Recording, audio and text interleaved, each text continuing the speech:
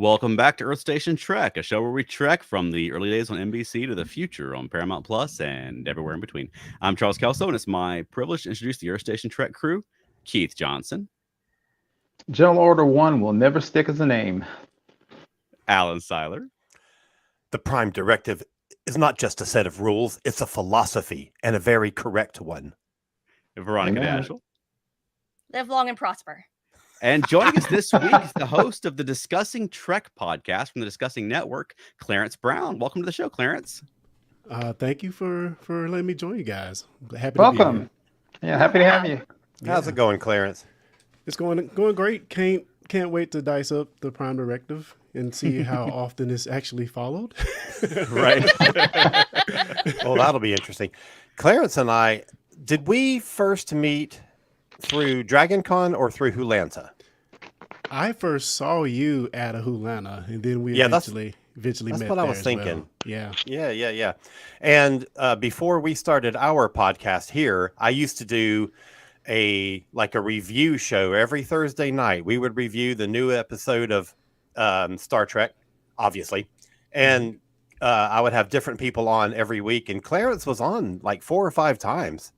Yeah. It was fun joining you guys for those recaps. Yeah, that was one of those, COVID is raging and no one's leaving their house. So we have to find ways to entertain ourselves and entertain each other. And I had so much fun doing that. And I was always grateful when you were available to come on. Yeah, it was always great you had me, and I can't wait to, join you guys tonight and see what we can talk about. Yeah. Cool. So you're the host of the Discussing Trek podcast on the Discussing Network. Do I have that right? Yes, that is correct. I host a podcast with a few of my fellow friends, pundits, Trekkies, whatever you want to call it, where we dice up all the episodes as much as we can. We don't claim to be experts, but we have fun talking about it, and that's what it's all about, right? Absolutely. Yeah. So how did you get into Star Trek? Oh, man, I never caught any of the original until the reruns, of course. I was too young. but I did catch TNG later in its run. Yeah. And of course, when DS9 came out, I was all in. So that's kind of when I got my start. It's kind of hard to watch them back in that time, in the mid to late 90s. But, wherever I could get it from, I was definitely down. Right. So did you circle back to the original series later on? Honestly, a point of shame, I have not seen every original series episode. I've seen most. I was kind of warned to stay away from season 3, but I've seen some of those as well. So hey, man, there's still some classics in season 3. I agree. Yeah, it's not. Season 3 is not objectively awful. It's bad compared to the rest. It's not as good as the rest of the first 2, but it's not really overall objectively awful. It's got some bad episodes. Probably the worst is The Children Shall Lead, but you can watch it. It's a watchable. Would y'all agree? Oh, yeah. Yeah. Even the bad ones are fun. Yeah. A lot of them are campy. Yeah. Yes. There are some genuinely good episodes in season 3, though. It gets a bad rap. It's kind of like DS9 season 1 in that respect, where it gets a bad reputation because the worst episodes are remembered more. Yeah. Exactly. But it's very watchable, like Keith said. Yeah. So with the exception of that and TAS, I've seen everything else. So Okay. Rock on. Okay, we're gonna be nostalgia people. You got to watch TAS too, man. No. It's really seriously, it's good. It's really good. Yeah. It's so good. It's a good thing you came on this show, man, because we're going to rescue you from yourself. It's a trick. We're just going to watch TAS now. All right. So tonight we're talking about the Prime Directive. But first, Keith, you had a few words that you wanted to say. Yeah, we often do news, and we do This Week in Trek History for our shows. And for a long time, I've been trying to get away from the sad things. For a lot of times, I would do who died this week and stuff like that. But that was starting to feel a little maudlin, so I always just do birthdays and notable events. But this week, I really felt that we had to talk about 2. We lost 2 luminaries, I think, this week that were associated with Trek. Now, the first has one episode association with Trek, but it's worth noting for a couple of reasons. And that was the late, great Paul Sorvino, who most people would remember from his role as Cicero in Goodfellas. And for those who have seen the movie, remember he was He was the mob boss that was in jail and was still cooking that really weird jail setup where they were like cooking lasagna and everything like that, and he's using a razor blade to slice up the garlic. But Paul Sorvino on Star Trek was Worf's brother, Nikolai Rozhenko, who had been mentioned earlier in the series. And remember, I think it was the episode, was it Heart of Glory, when Worf first met the other Klingons, and he talked about the fact that he had a brother who went to Starfleet and hated it and left, but Worf went through it. And that was pretty much all we ever heard. Even when he met his parents, they didn't mention his brother. They didn't say like, Nikolai says hello or anything like that. And he shows up in a 7th season episode where, ironically enough, Nikolai violates the Prime Directive, and pretty badly. And, I cannot say personally that I liked the performance. I just didn't buy them as brothers. I love Paul Sorvino. I didn't personally like it, but he is Worf's brother and therefore a great legacy character for Star Trek. So what did you guys think about that episode and about Paul Sorvino playing Nikolai? Well, the portrayal of Worf's adopted brother was different from what it had been in the Starfleet Academy books. So I was really immediately didn't care much for it. I didn't know that. Yes. Okay. Yeah, but I mean, as a performer, he's great, and I've enjoyed him in plenty of other things. It's not a criticism of his performance at all. Like you though, I have a hard time buying him as Worf's brother, and I forget that he exists until I'm reminded of it. Yeah, and I rarely think of that episode at all. Yeah, right. Anyway, so. It was called Homeward, Alan. I had mentioned that. And there's a funny scene. It's almost like Gaiden with a Q, because there's a scene where Nikolai and Worf are about to get into a fight, and Nikolai does this weird hand thing. He throws his hand back like they're getting ready to throw down. And I guess you could assume that since Worf is a Klingon, they fought a lot when they were kids, and maybe Nikolai's a real badass fighter, but it just doesn't work in the scene. And then the other one I think everybody had probably heard of, and that was the great actor David Warner, who also passed away this week. David Warner has so many credits. I mean, my gosh. I think the first time I personally noticed him was in a movie called Time After Time. Yeah. The one with about, who else started? Oh, another Star Trek connection, Malcolm McDowell. Started H.G. Wells. And David Warner plays a serial killer who gets a hold of H.G. Wells' time machine and goes through time killing people. It's a great movie for those who haven't seen it. But of course, David Warner's it's good, isn't it? Yeah. Of course, David Warner has so many other credits, and just everything from I'll get to the main one. From he has a role in Tron. Another role that I just love David Warner in is he played Ra's al Ghul in Batman the Animated Series. Yeah. And the way he voiced that was just, to me, amazing. But of course, what most people would think of and what we're talking about here is his roles in Star Trek. And David Warner had not just one, but I believe, 3 roles in Star Trek? Yep. He played in... as he was in Star Trek The Final Frontier, he had just a little role as a Federation representative, St. John Talbot. He was more memorable 2 years later, where he came back and played Klingon Chancellor Gorkin in Star Trek VI, The Undiscovered Country. Brought a real, just as a kind of a Shakespearean trained actor he brought a real, I thought, a real solidity to that role. He's one of those people, no matter what he played, you watched him. But of course, his most famous role is as Gul Madrid, the Cardassian who tortured Picard in the awesome 2-part episode Chain of Command. I see you there. I see you there, Clarence, clapping on that. He may have had 3 roles in Star Trek, but he had 4 lights. Yeah. I don't even know what to say about that. It's just a phenomenal role, and he and Patrick Stewart played off of each other. I mean, you're talking about 2 Shakespearean actors who are just at the top of their craft.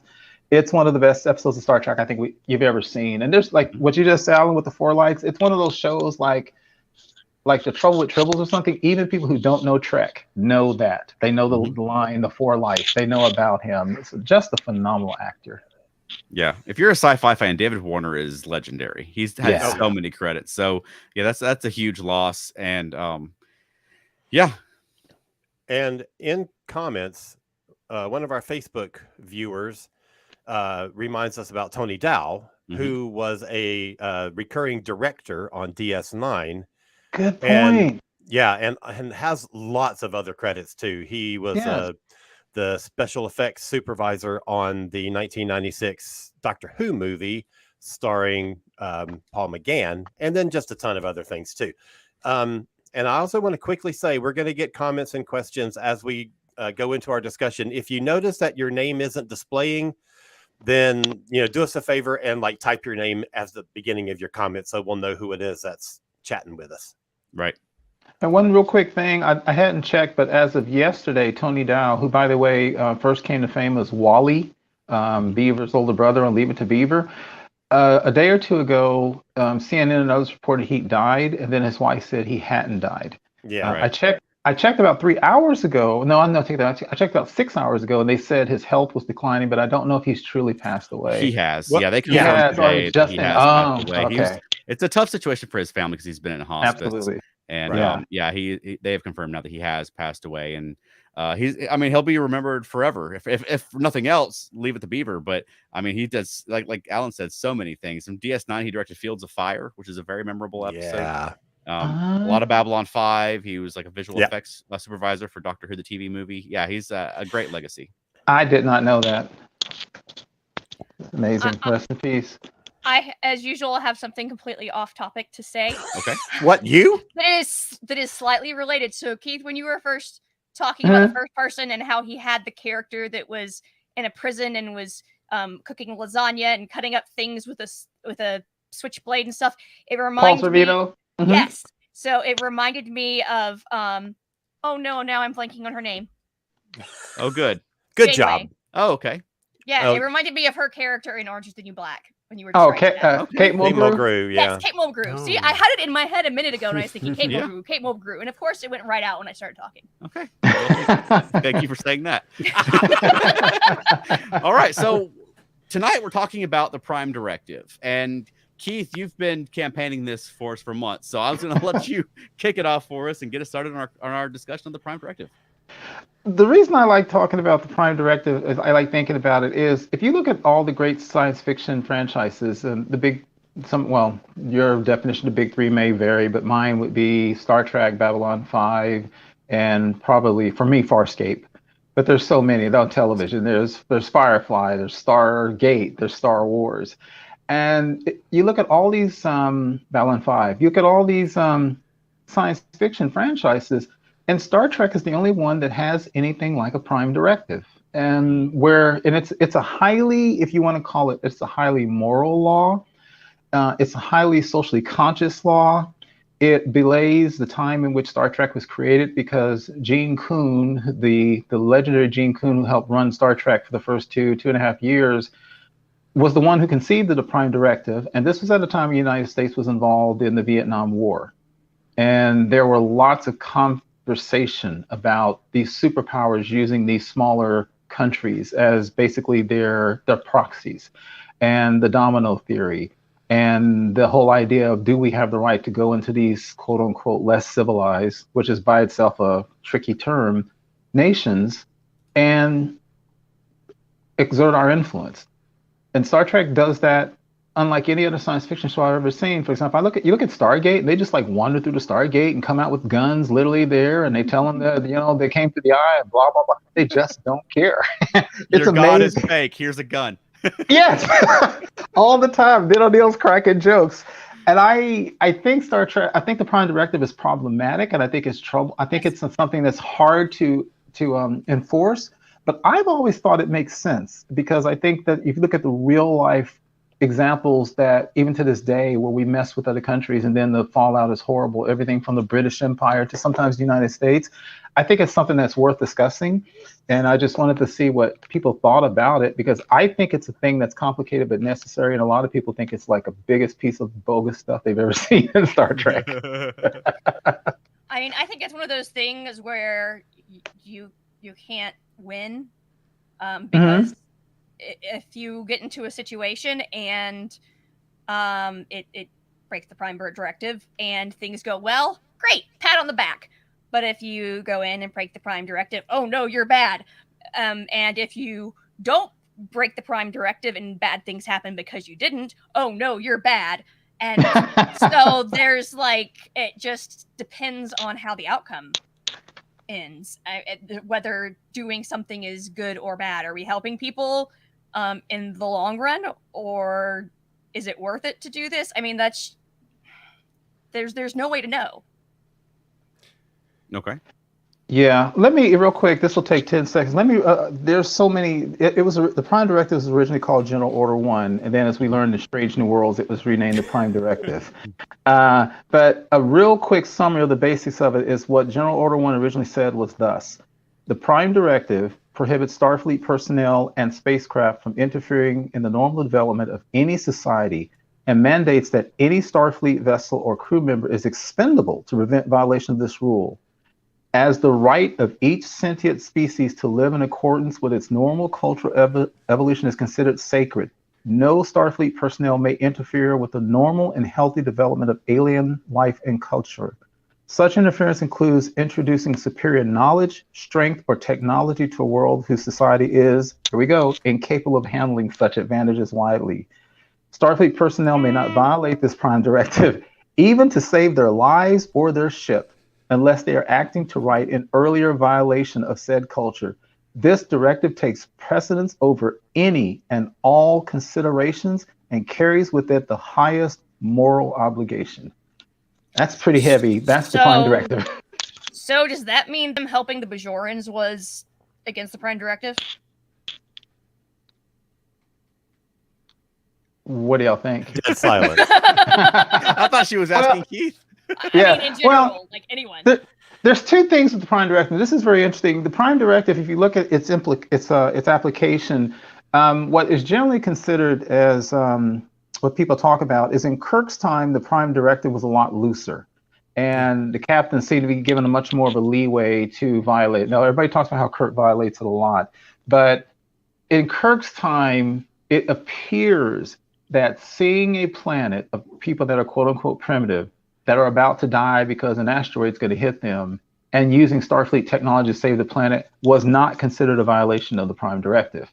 Yep. But by the time we get to Next Generation, where Gene Roddenberry, I think maybe some of his beliefs had evolved, and also there was the whole thing of Picard and the company being a little less cowboyish than Kirk. There's the episode Pen Pals where Picard was saying, hey, that's the way it goes. He was going to let that planet die. Even in the episode Who Watches the Watchers, when the one guy fell and was going to die, Picard chastised Beverly, saying, you should have let him die. So there's that point, Veronica, but then that's for so-called primitive cultures, which is typically meant as pre-warp.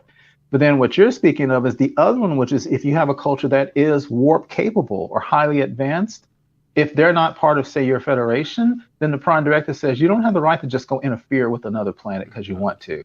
And I think that's what you're mentioning with the Bajorans and perhaps the Cardassians. Right. Yeah. The Prime Directive really is whatever that episode needs for it to be. Yep. Yeah. You know, it's been interpreted so many different times on Enterprise, although they didn't have the Prime Directive on Enterprise. But nevertheless, their idea of interfering or not interfering was, this species will die out and this other species may become the sentient or the dominant species far in the future. Right. Next Generation had their own interpretation. My favorite interpretation of the Prime Directive was from Mirror Mirror, though, when Kirk said to the Hawkins, our highest law is that your world is yours and it's going to stay that way. And I think that is the best version of the Prime Directive, where it's, diverting an asteroid so it doesn't hit a planet and kill a population isn't interfering in the Prime Directive. It's not interfering with that culture. It's allowing them to continue. Yep. Right. You know what I mean? And the same thing, I mean, even if it's a warp capable civilization and you're interfering in that and the internal developments on their planet, I think you're violating the Prime Directive because their world should be theirs. Right. Yeah. How I think about it is that, as a general order, does that mean it's a rule or just a guideline? Which one is it? Are there real consequences if it's broken? And I think there never have been. There are supposed to be, except in the wording of it. The wording of it is very clear. That there is, like, you have to give up your life and your ship to obey this directive. Right. So with those consequences, it Mhm. makes it for a good story point to have. I think almost all these cases are gray areas that we're faced with in these stories, and I think that's what makes it ultimately interesting. Mhm. Yeah. Of course, there's a rule that they should be obeying, which they rarely do. But if you look at the story itself, Yeah. most of the time there's a good reason or a huge gray area that we're looking at. Yeah. So one of our viewers, our buddy Dan Leckie from Scotland, What's up, Dan? is asking Clarence if you've ever had this discussion or anything like this discussion on your podcast. Oh, we question it every episode. Okay. It comes up so often. It's almost like it's no point in even talking about it because it's going to come up and it's going to be broken. But again, it's that gray area which makes the story interesting and fun. So yeah, all the time it has to come up. It's part of Star Trek. Okay, so I have the biggest Prime Directive breaker ever. Okay. Captain Janeway, Why? Tuvix. Oh, here we go again. She killed an entire new species. It was completely unnatural. She just murdered him. I think you're just trying to inject Tuvix into the conversation. Yeah. We're not getting pulled into the Tuvix rabbit hole again. But yeah, because she saved 2 people though. Right. Right. But Right. she killed an entire new species. All right. Well, Okay, let's anyways. put a pin in that, and we'll come back to Tuvix again at some point. Hey, You can't just yell Tuvix in the middle of any Star Trek conversation. Tuvix! oh, that is okay. Now I can see us playing all kinds of weird Star Trek games, and every now and then Veronica just yells Tuvix Take a drink. like a trump card. Right. Charles, one thing you said, and I thought was very interesting. You mentioned Mirror and the Hulk, and back to what Clarence said about the Prime Directive. The Hulkans are ridiculously primitive, and one of the things that's very interesting is because they have dilithium, the Federation revealed itself to them and their power and their might. That's very interesting because there's a couple of episodes, and then the episode Friday's Child, is that the one with Julie Newmar? And the same thing. Now, of course, maybe the Klingons got there first and already revealed the fact that there were alien cultures. And I think that's a big issue with the Federation is what do you do in borderlands where you have the Romulans and the Klingons and the Cardassians and the Ferengi who don't have a Prime Directive and they just like show up and say, hey, here we are. But in Mirror, I always found it interesting that what does the Federation say? Okay, well, the Hulkans are primitive, but basically their entire planet is made of dilithium. So we're going to go down and break their culture and announce ourselves because they obviously that's what they did. Yeah. Well, we don't know for a fact. I mean, how advanced the Hulkans were. I mean, all we saw of them was the one guy in a robe sitting on a what is that? What do you call it? A pedestal, a stage of some kind. A dais, yeah. Right. Yeah. So, that's great. Yeah. So we don't know how advanced or not advanced the Hulkans were. They knew what dilithium was, and they're able to interact with the starship crew. See, I was thinking that was like a Ren Fair, and they just went kind of people, Ren Fair. and they just went down and announced themselves.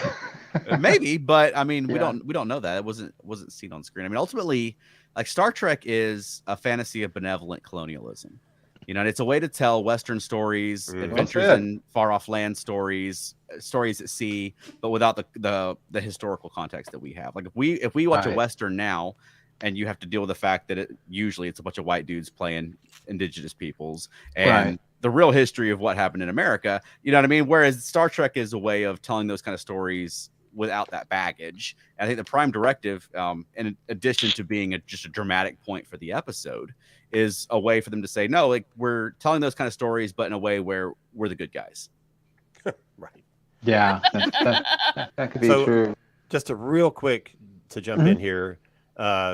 Kyle Jones from the Discussing Network says Janeway can do no wrong, but agrees with Veronica.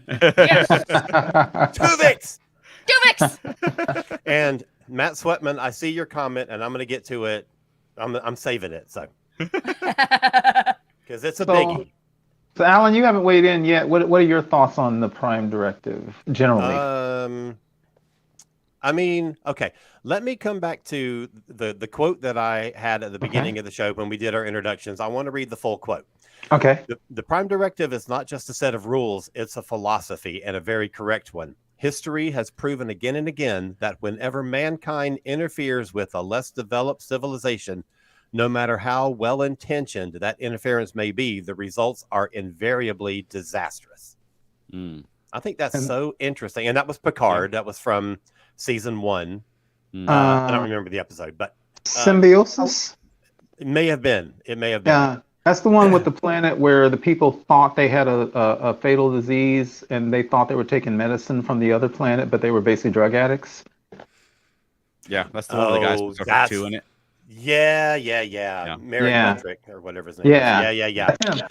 Right. Oh, yeah. Okay. So, yeah, because it had Kirk's and Khan's sons, the actors in. Anyway, Right. That's right. yeah. I mean, if you're doing what you're doing in an organization like Starfleet, you have to have some kind of guideline. You have to have some kind of behavioral guideline that people have to submit to and, at least pretend to obey and Agreed. to do their best to uphold and give really damn good reasons if they break it. They have to have some kind of reasoning. They can't just go off and just do whatever the hell they want, because then you're just pirates. Right. Right. So, agree Yeah, with I that. think it's a necessary thing. Yes. Yeah, and dramatically, it's a necessary thing. I mean, otherwise it just sucks the tension out of those episodes. If Kirk doesn't have to debate whether or not to destroy the alien god or whatever, you know what I mean? Right. I think real world analog, and one of the things, based on what you were saying, Alan, about it being a necessary thing, I think one of the things that Star Trek does, and this is again somewhat reflective of the time, is it often tackled the Prime Directive in terms of religion. As you just said also, Charles, there were gods, such as Vol and Landru. And it was always, could have been Apollo if he had gotten to another planet. Kirk is always like, look, we ain't got time for gods, and you guys need to. You're too happy, and you need to struggle. So I'm gonna make you happier by making sure you struggle. But one of the examples that, as a person who was raised in the church, I recognize that some religious people do not like the episode, and it might be a little heavy-handed, but it's one of my favorite episodes of all of The Next Generation, and that is Who Watches the Watchers. And that's the episode where there's an archaeological outfit on a planet of proto-Vulcans who get discovered. And again, you only got 48 minutes or something, so it's a little precipitous in its speed. But basically, because of some things that happen, one of the natives starts worshiping Picard as a god and starts calling him the Picard. And in the course of a day or two, all the superstitions and worst parts of religious belief that these Mintakans, they're called, had gotten rid of were starting to come back. Before that show was over, they were getting ready to sacrifice Troy to the guard Picard just because there was a rainstorm outside, just because they thought they knew what Picard wanted. And of course, that points out just the dangers of following religion blindly. But I do think, even though it might be a little heavy-handed, it's also a good example of what could happen to what you're saying, Alan, because how could they not think Picard was a god, whether he was a benevolent one or not? And the best intentions, just seeing them beam out would have been enough. And so I think that was a good example of why you do need a Prime Directive, because you saw what could have happened there.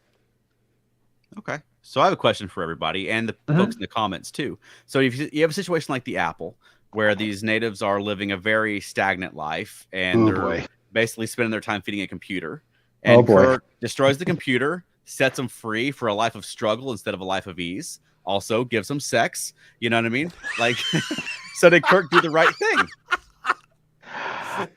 Spock said no. McCoy said yes.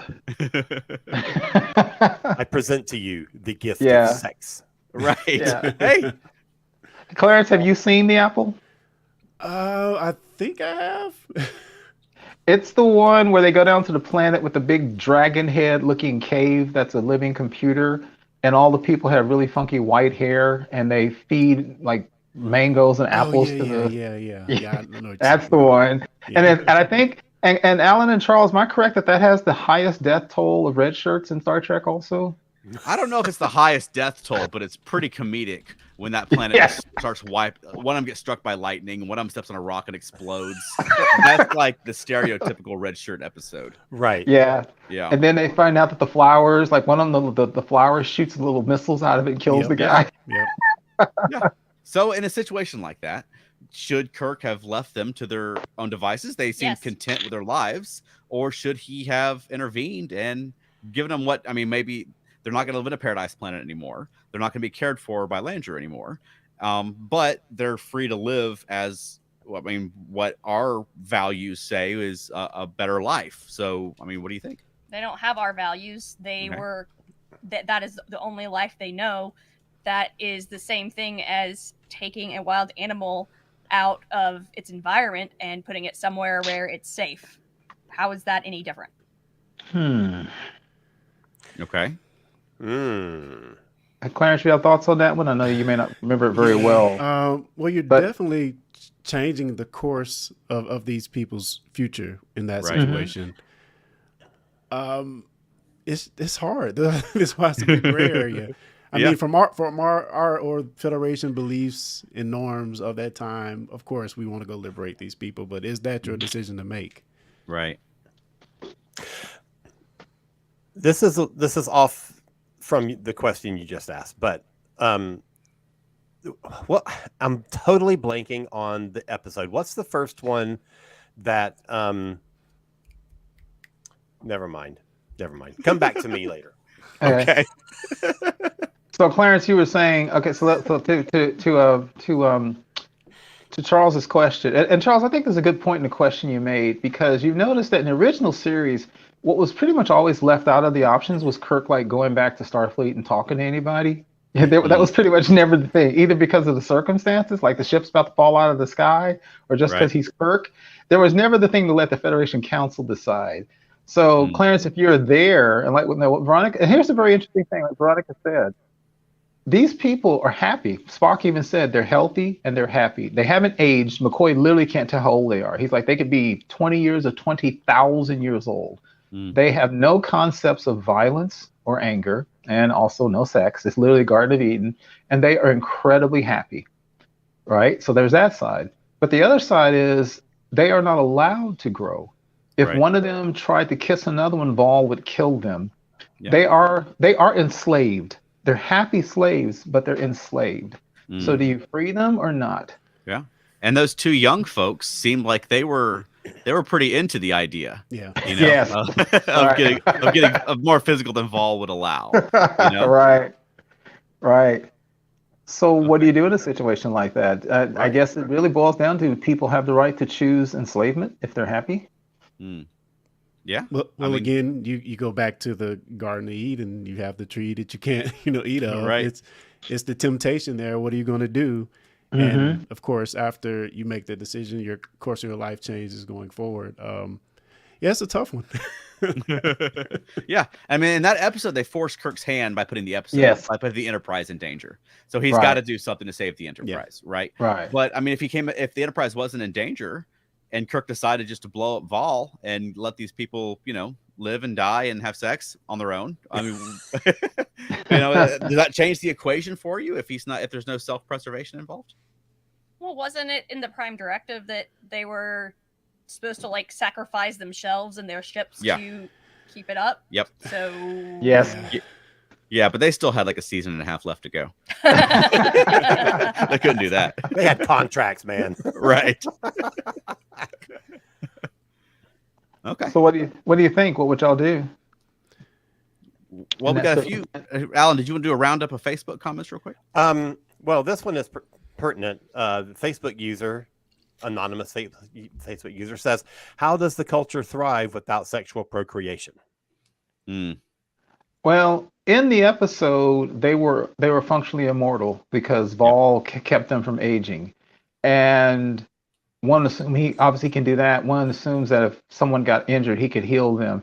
Now, in the episode, they did a weird question. Kirk asked, "What happened if someone died?" I forget the name of the young lady that was Chekhov's girlfriend in the episode, but she said supposedly maybe somebody fell off a cliff or something, and then they need a replacement. And then they theorized that Vol would authorize sex for like one couple to replace that one child. But other than that, it was a closed society that never grew, and no sex, basically. I'm assuming it's the same Facebook user also asks, how more importantly, how did they survive for centuries with landmine rocks and deadly flowers everywhere? Well, I mean, Exactly. presumably Vol's in control of the environment, so they're the Right. people Yeah. of Vol. So they Right. can walk around and step on the rocks, and the flowers don't shoot them, and the lightning doesn't strike them. You know, Exactly. that'd be my guess. That only happens Exactly. to interlopers. Right. And Yeah. just the red shirts and Spock. I gotta say, I'm the one. I threw out the word slavery, and if I threw out the word slavery, I triggered myself. Mm. So I instantly started thinking, hell, they're enslaved. They got to be freed. Mm. But Charles, you made a good point. Remove the danger to the Enterprise. And whether I like it or not, I was raised a Christian, and there are people who think that I'm an idiot for believing in a God. There are people who think that you believe in any God, it's ridiculous.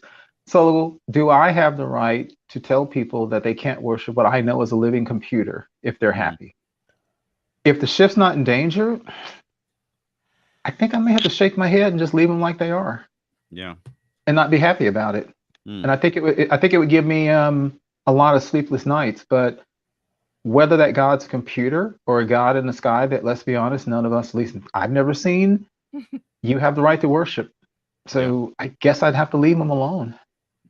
And and it's tough shit because the people of Vol weren't asking for liberation. Yeah. You know, they weren't coming to Kirk on the sly and say, "Hey, could you save us from Vol? We're enslaved here." They were Right. fine.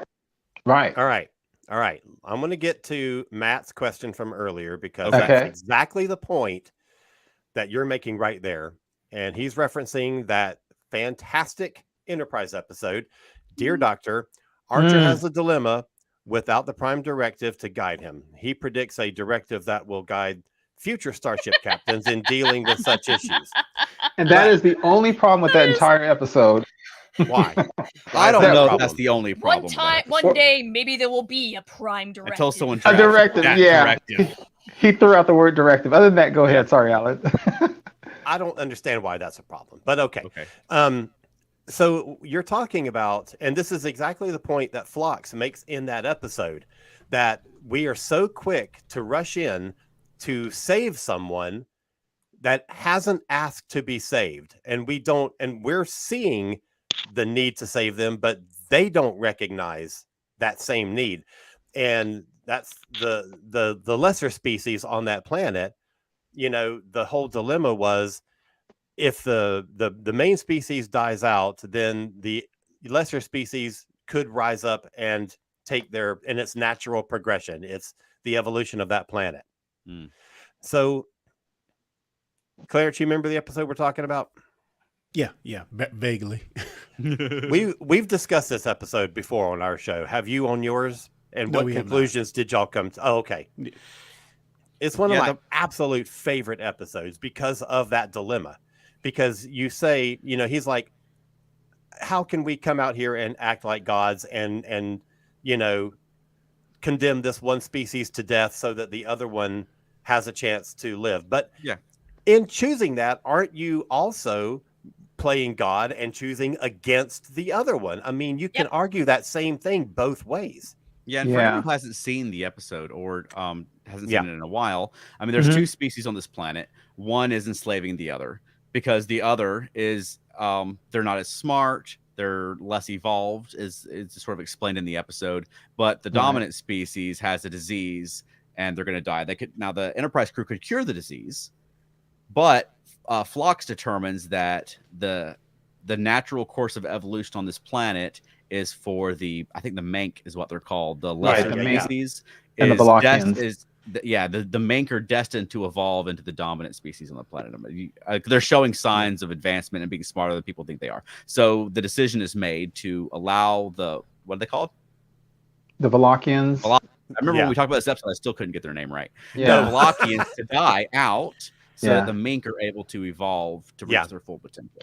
And to give real world context, most people think about, you know, we're Cro-Magnon, and most people think about Neanderthals as the species that we superseded.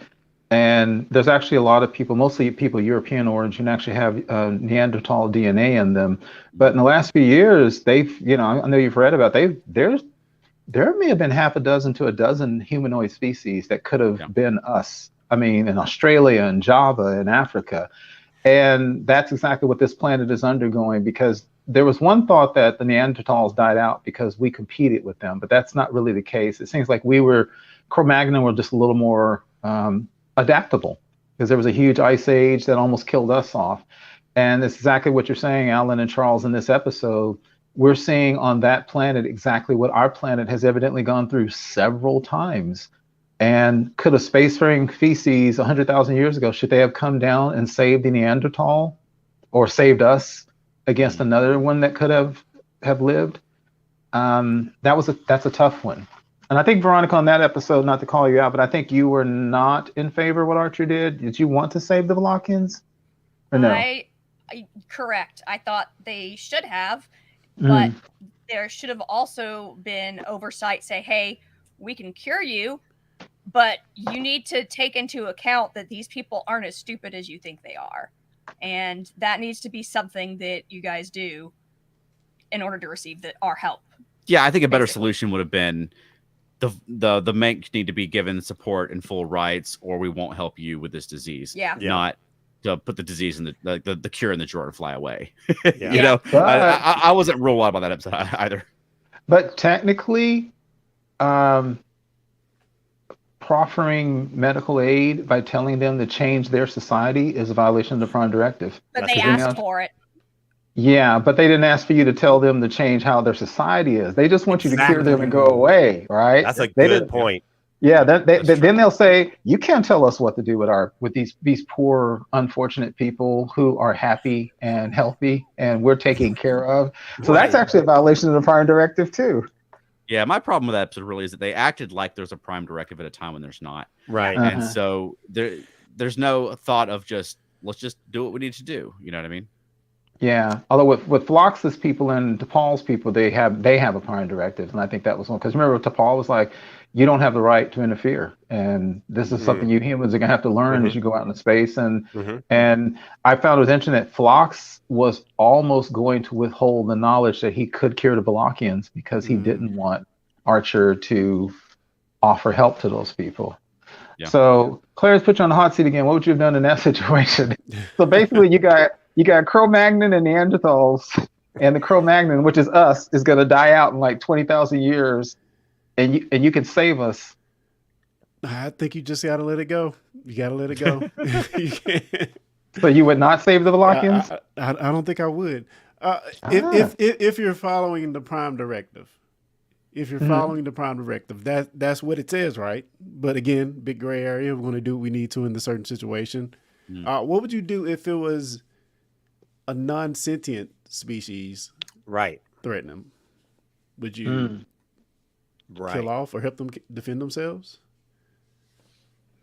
Oh, that's it. So you're saying if it was a sentient species and they're being sort of wiped out by a non-sentient species? Yeah, but it's the natural, how the planet is. We're not touching anything. Yeah. Wow. You know what I mean? That's where the Prime Directive kind of doesn't. It's basically sentience is all and everything, and always wins out. In any that's how it sort of is in Star Trek. But in Star Trek, they sort of take the philosophy that like people like us are sentient and all animals are not, which I think we've learned is not necessarily the case. You know what I mean? It's not quite as black and white as that. But yeah, I mean, if it's a sentient species who are, of a level that we feel comfortable contacting them, I would think that Starfleet would help them if they're asking for help.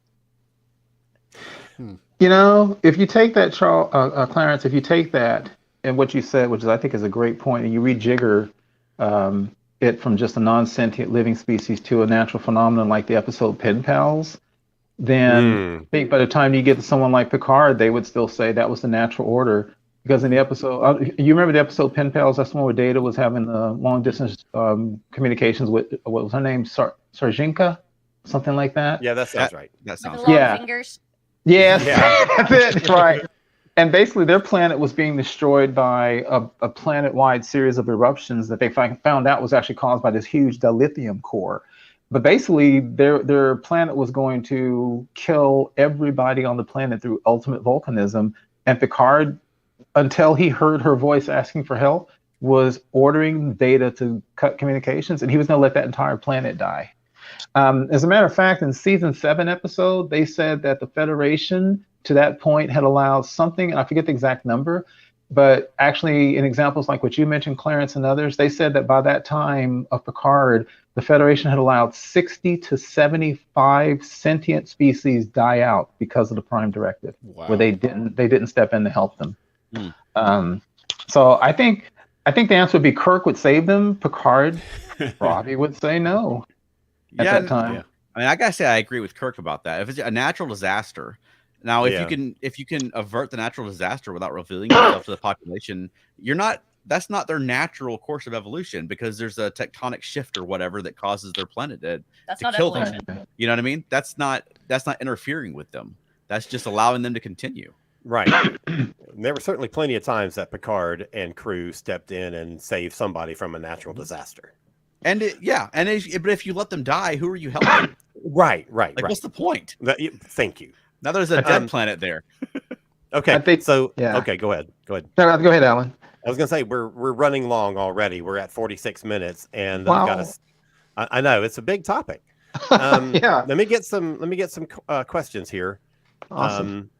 Michael Phillips, what's the first reference to the Prime Directive in the original series? That would be Return of the Archons, right? Is it? Toward the end of season 1. So they had like more than half of a season before they had ever thought about that. Was it called Prime Directive in that one, or is it still General Order 1? I think that's the first time they used the word to say that there is an overarching law that they live by. But I haven't watched that in a long time. Doesn't it evolve slowly, particularly over the second half of the second season? All those rogue captains causing trouble. Yeah, it's certainly not a concept that was in place, from day one. It's something that was sort of put in place, and there's a lot of once again, Keith flies the coop. He'll be back every week. No, anyway, but there was a lot of evolution of thought about that concept. Yeah, he's coming back. No idea. My picture froze for a second. I can hear you guys, but you didn't freeze. You like completely dropped out of the picture. Anyway. Wanted a quick answer to that question, Alan. The first time the Prime Directive was stated in any kind of real summary was in Bread and Circuses, the Roman planet. That's that was one where they beamed down and McCoy said the Prime Directive is in full effect, or Spock asked. And then McCoy starts saying, no revelation that there are other planets or starship capable civilizations. And that was when McCoy said something to the point of once I'd like to beam down and say, behold, I am the Archangel Gabriel, and all that kind of stuff. So that was the first time it was listed. That was the first time the word was used, right? Yeah. I don't remember, but it was the first time it was truly stated, but I can't remember if that was the first, and I meant to research that, if that was the first time the word Prime Directive was used. It sounds like a Gene Coon creation. Yeah. Okay, hang on. Let me go back to where we're at. Okay. Matt Sweatman says they often use warp capability as a sort of line to determine application of the Prime Directive. That is very, very true. That is definitely something. That makes sense to me. Because if you once you develop warp, you're going to run into other species no matter what eventually. Yeah. Right. Like that's a good point to introduce yourselves on our terms. Yeah, and the thing is, Matt, you're right. It's two things, because there's a kind of sort of dividing line of warp, pre-warp, but then there's the other things, such as even if you have a warp capable society, if it's say not part of the Federation or something, you're still not supposed to interfere with them. For example, in the Next Generation episodes where the Klingon Civil War took place, where Worf ended up going over to the Klingon Defense Force and so forth, Picard, even though Gowron wanted his help, moved the Enterprise out because it was a Prime Directive thing. They couldn't interfere in that Klingon war. And so you have it on that level too. But yeah, primarily it's pre-warp and post-warp, as evidenced by that awesome episode, First Contact. Yeah, and somebody just mentioned First Contact.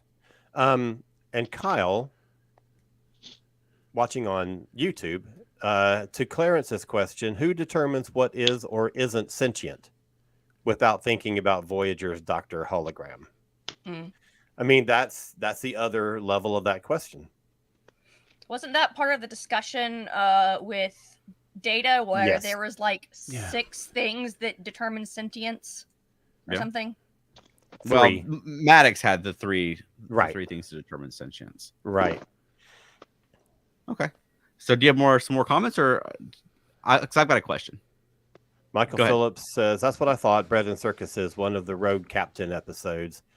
Yeah. And a Facebook user says, wasn't it in Private Little War with the Klingons providing weapons to the native civilization? The first, Alan, you were correct. The first mention of the Prime Directive was Return to the Archons. Okay. Yes. That was the first mention. The first, the first mission statement where they kind of fleshed it out was Bread and Circuses. Right. I think it was mentioned once. Yeah. And then as they go from there, it sort of gets applied in new ways. And okay, what's your question, John? So to use a recent example, in the first episode of Strange New Worlds, entitled Strange New Worlds, you've got a pretty big Prime Directive situation going on there, right? So do you think they handle it the right way? I mean, they disguise themselves as the aliens. They go in to try to save Una. Ultimately, Pike goes on worldwide TV on that planet, brings the Enterprise down. And was that the right thing to do? I mean, if he feels like they're going down the path that we went down and he can try to avoid that or avert it, is he right to do it? Or should he have left that alone? I personally think he was right in that situation because the whole reason they had advanced so much was because of the fallout of the whole Discovery jump to the future. Right. Yeah. So in that case, he probably shouldn't have done it, but he's justified in what he did. And like the thing that Keith was reading to us earlier, if you have lenient or you have leeway when it's correcting a previous offense or a previous occurrence. Okay. So they're essentially, at least in Pike's mind, he's fixing a problem that the Federation itself created. Right. And so, and along those same lines, that's why in A Piece of the Action, Kirk and company had no problem just talking about phasers and phasering an entire block and beaming a guy up because the horizon had already contaminated them and they knew about spaceships. And so, but even at that point, at the end of the day, Kirk basically left the criminal organization in charge and said they're going to collect money every year. So I don't know about that. Might have been I don't know about that. Might have been a further violation of the Prime Directive too. Yeah. Well, that situation, though, I mean, there's no putting that genie back in the bottle. You can't go around and collect all the fedoras and Tommy guns. Like at that point, you're working with what you've got to work with. So, I mean, what do we think? In the comments and here on the panel, is the Prime Directive a good thing? Is it a bad thing? And how? I mean, should a captain have the leeway to break it if he feels it's necessary, or if he or she or they feel it's necessary? I feel like that it is needed because inherently people are stupid and want to have power. And so you need that. I don't care how much we advance. There's going to be those people that decide they want to take over the world.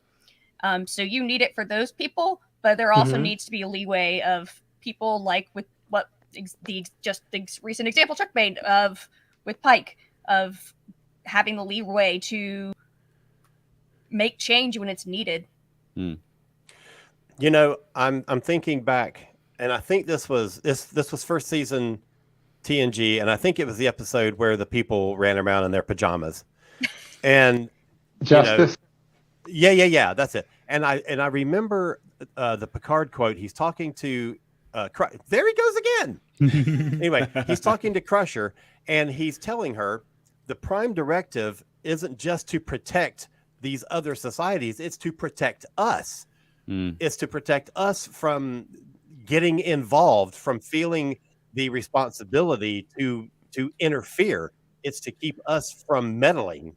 Yeah, so it's just as much for us as it is for others. Yeah. I think it's a good point. That's very well put, Alan. Well, thank you. Yeah, very well put. I'll take it. Speaking for myself, I think a Prime Directive is necessary, and I think about it from real world things, and apologize to anybody listening from across the pond. But if you look at if you look at the British Empire and the Spanish Empire and the Portuguese empires, they went into what they considered to be primitive countries, which was Africa, South America, Central America, North America, and they called themselves civilizing those people. Mhm. And they gave them certain technologies. They also gave them smallpox and things like that.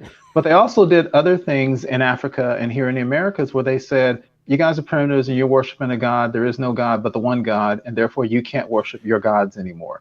And they forced them to become Christians. I mean, missionaries went hand in hand with conquistadors, and that's a violation. And to this day, you know, we're dealing with right now, even in places like Australia and New Zealand, we're dealing with the children of Aborigine who were forced to go to quote unquote white schools or civilized schools, where they had their cultures beaten out of them. They were told they couldn't believe in things like the dream time and gods. And obviously there's a racism there, and there's a cultural condescension there, but a lot of those conquering powers honestly felt they were doing right by those quote unquote primitive peoples. Yeah. And So- you know, and I think that's what the Prime Directive is all about. So turning this back around, if there's a spacefaring species that was watching us do that, would they be breaking the Prime Directive to keep the British from breaking the Prime Directive with the rest of the world? That's a good question, Veronica. You touched on something we didn't get to talk about, because one of the things about we talk about the Prime Directive, but one of the things that Star Trek talks about is in the Federation, there are certain things you are told to do. For example, a planet cannot have slavery and join the Federation. Yeah. And so there are certain cultural things that, and I don't think the Ferengi could ever have joined the Federation, considering they were oppressing women all the time. And so I think that's a very good point, Veronica, because there are times where you say, what do you do? Do you stand back and let it happen? I guess if you think it's the natural order, you have to. Right. So here's a couple of opposing comments from different users. Matt Sweatman says, it's a good dramatic device, giving plenty of opportunity for debate amongst the crew and amongst podcasters. That's true. Conversely, Dan Leckie thinks that the Prime Directive is a terrible concept. Like, there's not even a consensus about how it's defined. Could hardly be any worse. Okay. Interesting. Yeah. Interesting. Yeah, Dan, I think it's a loose law, but I think it's a necessary law. But I think, as everybody here has pointed out, it's too gray because, like, as you say, as we all saying, it serves the needs of every story. But I think it's kind of important. One thing I forgot to mention real quick, guys, and apologize, I know we're running long, is I've completely forgotten. I can't remember the name of the episode, but Voyager season 1. Yeah. Do you remember? Do you remember the episode where they went to the planet where the people had that platform that could transport you 30,000 light years? Yeah. And they refused to share it with Janeway because it was against their Prime Directive. And Janeway even said something to the effect of, we're so smug and applying it all the time. But boy, it's weird when it comes our way because they're not used to that. I love that episode for that, if nothing else. Yeah. And that reminds me of a Kirk episode. It was Return to Tomorrow, the first one that what's her name is in? Diana Muldaur? Yeah, thank you, Diana Muldaur. And these very, very advanced beings inhabit 3 of the Enterprise crew members, and they have this incredibly advanced knowledge that they are going to bestow. And my favorite Shatner scene in the entire original series is him making that impassioned speech to his crew about just think of all the things that we can learn. Think of all the advances. And I watched that episode so many times and I thought, holy cow, he is so good in that scene. And then one day it hit me. This is the exact reverse of the whole Prime Directive thing, where now we are the more primitive and we're saying, wouldn't it be great if we got all that stuff that we might not know how to handle and that we might do stupid things with and might change the, direction of our development. And I thought, wow, what a hypocrite. You're right, because he sucked in Scotty talking about warp engines the size of a walnut. Right. Yeah. Is there ever a moment when Picard had a situation like that? Well, we're right at an hour. So if anyone Yeah. has any final thoughts about Veronica's question or the Prime Directive, now's the time. Super quick. Mm. Dan Leckie says, you don't need the Prime Directive if you simply take edict to heart. But that's the problem. You see plenty of examples in all of the series that there are captains, there are admirals, there are whatever that don't. You have to have some kind of overarching law or regulation or I think you have directive. to. I think you have to. Yeah, because you could hurt people in ways you just don't realize. I mean, the ideal, obviously, is to take edict to heart, but you're always going to have somebody who doesn't. What did Burnham do? She thought she was helping by doing the mutiny, and turns out she started the entire war. No, that's BS. Burnham was right. But we're not getting into that, though. Dropped. Nice. All right. Any other closing thoughts about the Prime Directive? I have one closing thought. Oh. Tuvix! Hey, I just want to mention time real quick. Time travel, changing time. Yeah, that's a whole nother thing. You're right. Think about.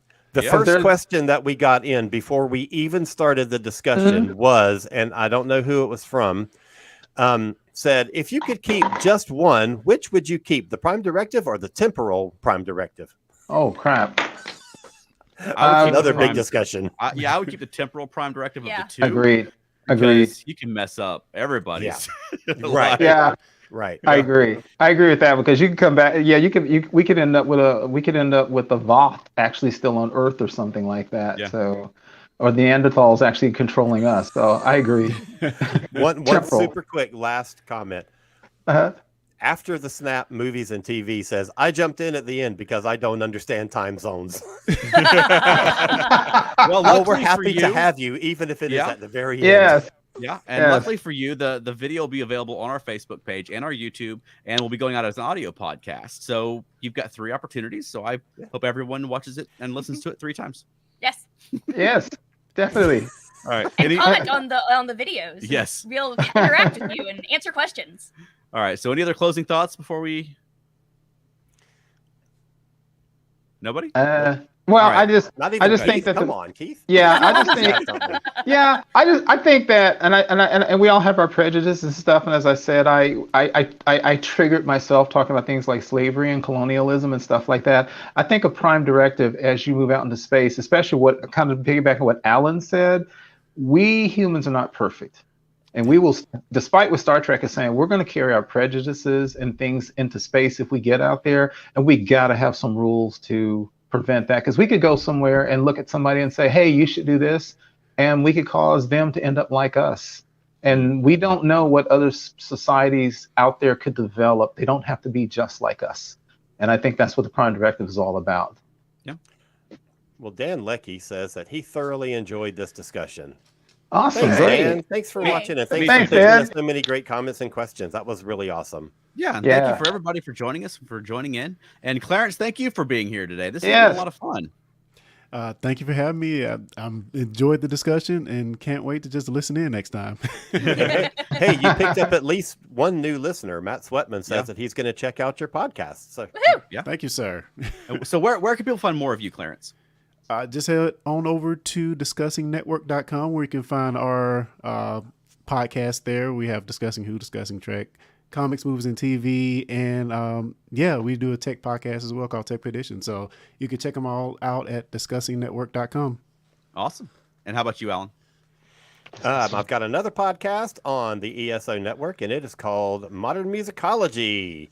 And we just released an episode about songs that... Oh my God! I want to squish it! You just broke me mid-sentence. Puppies do that to me. Those of you that are listening, he picked up an adorable little teeny tiny puppy that I know is going to eventually get into a big giant dog, and I will hate it at that point. But the puppy is adorable. I don't like dogs. Oh, thank you. You're weird. Okay, so my podcast, we just released a new episode about songs that should have been singles. Our next episode is going to be the flip side of that discussion, and it's going to be talking about killer B-sides of singles. And I have my publishing company, Cosmic Press. You can find it at cosmicpress.com or on Facebook or on Twitter or on Instagram. And how about you, Keith? You can find me on the standard social media platforms, Facebook, Twitter, Instagram for now. And I am toying around with some podcasts, but that's going to be in the future. Okay. And how about us, Veronica? FeltNerdy.com. And Monkeying Around, a podcast about the monkeys. Yep. And follow Felt Nerdy because we're in the middle right now of prepping a Star Trek show for Dragon Con, a Doctor Who show for Dragon Con, Stargate. a Stargate show for Dragon Con, and probably the dirtiest puppet show we've ever done. So, Yes. in addition to family-friendly stuff, we've also for a long time done short form adult stuff, and we're doing a full hour-long show. There's going to be naked puppets, and it's going to be wild. So follow Felt Nerdy, and you get to see some previews of that as we go along, as we're frantically racing for getting our shows ready for Dragon Con. And Veronica, do you have a closing for us this week? Tuvix. Of course. One quick last thing. I just want to say for anybody who's only listened to this on the podcast release, go back and watch the video and watch the other videos too, because when we do our like roundup at the end where we all say where we can see more of each other or whatever, Veronica has this thing that she does, this particular like arm thing of when she does her monkeys podcast thing, and she does it the same every time, and it is so great. precious and so cute. It is great. I noticed it. I didn't say anything, but I noticed it too. It's very energetic. It's great. Looking around the Even podcast. when we're not, even when you're not live, I do it. I can't do it without it. Awesome. All right. Good night, everybody. All right. Take care, everybody. See you soon. Tuvix.